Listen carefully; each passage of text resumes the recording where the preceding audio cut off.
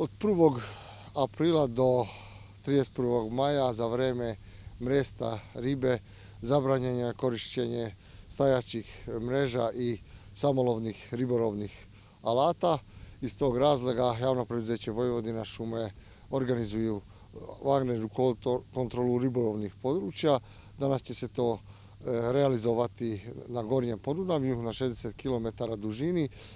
Tu ćemo kontrolisati i privredne ribare, a također i sportske ribolovce u vezi broja štapova, u vezi dozvoljene količine izlova ribe, lova ispod mere, odnosno vođenje dnevnika.